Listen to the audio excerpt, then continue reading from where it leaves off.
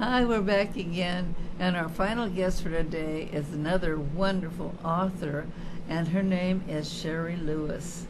Sherri, so glad to have you here. Oh, so glad to be here. Thank you, Carol, for having me. Well, we want artists to come. We want people to get to know about them, and one of the things that I really want to do is to find out what got you started into what you're doing.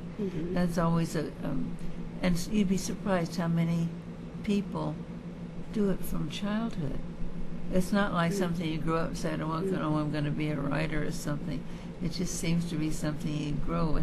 How do you feel about that? Well, I'm originally from Pittsburgh, Pennsylvania. I was raised in a steel mill town. My grandfather was a coal miner. My father was a railroader for the steel mills. We were considered sulfur children because when we would go to school in the morning, we would have sulfur on our faces, and we'd have to wash our faces. So talk about air pollution. Wow. There was an environmentalist in those days. But my first book is called Hear My Voice, because my voice is a voice of a dyslexic person. I struggled. I was a puzzle to the teachers. That I would be able to orally do things and visually do things. I was always creative. I always had a fantastic imagination. And that's one of the blessings of being dyslexic, is you have a very good imagination. It also makes you a good writer. Wow. A lot of writers are dyslexic. But as a child, I didn't know what was wrong with me. And I also suffered with being abused. My father was a schizophrenic and a veteran of World War II and an alcoholic. So I would go a lot into my imagination. And in those days, they got me into a speed reading class.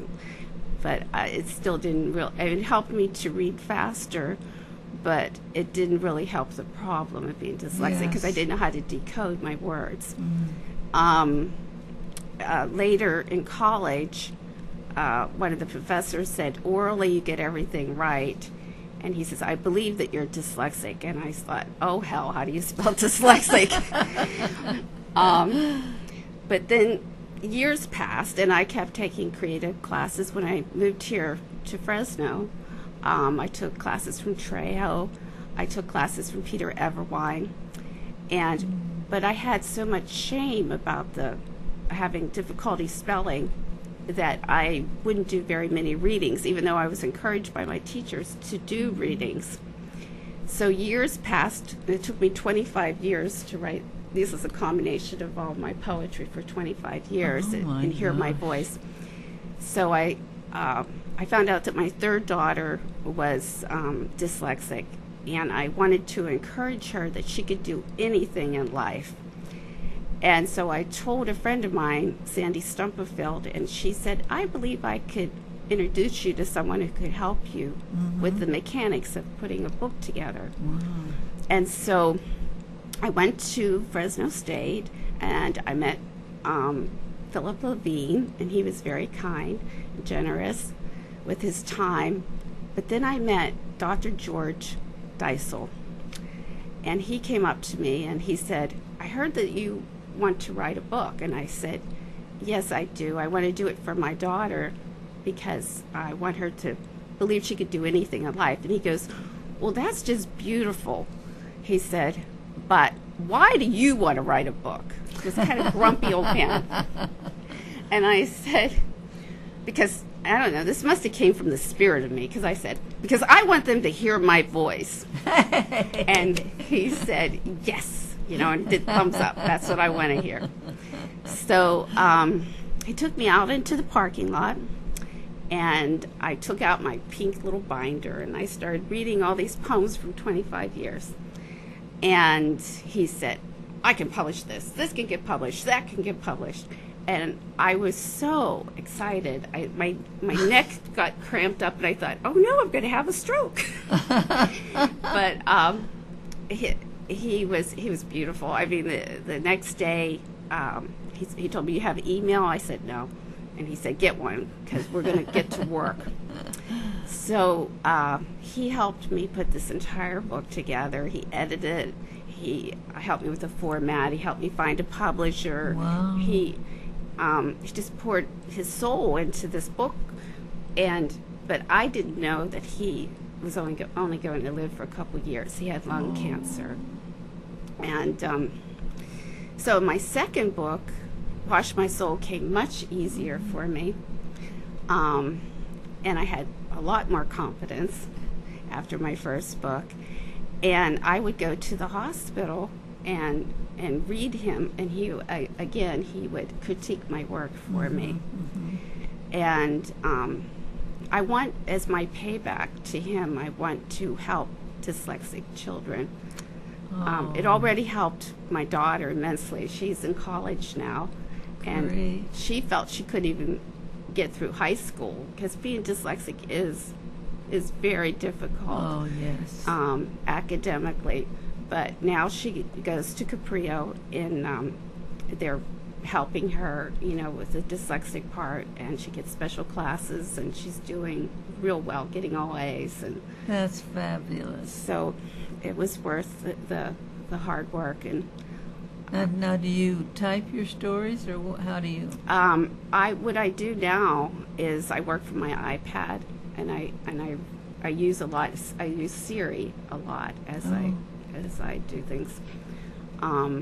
But even before I had this technology, I would have to look it up in the dictionary, all these different words, which is hard when you're dyslexic because the words Don't look right. Yeah, they don't look right. So it was difficult. But even before my book, Hear My Voice, I was able to, I got a letter from Oprah's magazine, and Oprah liked my poem, Katrina. Oh, my gosh. So, because it's a story, I'm a real good storyteller, and I think that's part of being dyslexic too. But so unfortunately, she couldn't put it in the magazine because they didn't have poetry in the magazine. Oh. But she really encouraged me to get it published. So I've been also doing readings like in high schools, and that's been very rewarding because this one particular English teacher, he said, these kids are going to be real misbehaved, and they'll probably be rude, and it didn't even bother me because inside I knew, because I came from one of those kind of classes, I knew what those kids were like, and those kids could feel me, and they were totally silent when I was reading my poetry. And they come up to me and they said, Mrs. Lewis, how can I get started writing? And that was just so, I mean, if I could just get one child to write that's dyslexic, or has any kind of disabilities, or doesn't believe in themselves, I feel like I've done my mission accomplished. Oh, it's fantastic. I hope there is some way that there should be classes in writing for these dyslexic children. That would be fantastic. Could I read one of the poems about Sure, being you dyslexic? sure can. You sure can. Okay. This is one that the kids identified with. Lost and found. We fell at first through cracks and gutters and shame. The word we could not spell or read became our name. Slow and slowly we lost our identity and became labeled slow. Like a feather in the wind, we resigned to fall to the ground. We became invisible to some. We scurried through life like busy ants, working diligently to cover up slowly and slow. Maybe more to ourselves than to others. Our self-expression was shattered in the arrogance of what society calls public education. The crack is becoming deeper and deeper. Precious children become litter without degrees because they cannot read. Somewhere in a school, a child is eating the word slow, digesting the word slowly, and resigning to the word slow for a lifetime. Oh, that's beautiful. Well, you know, we're running out of time, and I want you to come back. I want to hear some more about these books and everything. And where are these on Amazon? and everything? Hear My Voices on Amazon and Wash My Soul. Okay. Well, this was great. I'm so glad you came in. And do come back, please. Okay. Thank you for having me. Thank you. Have a nice day.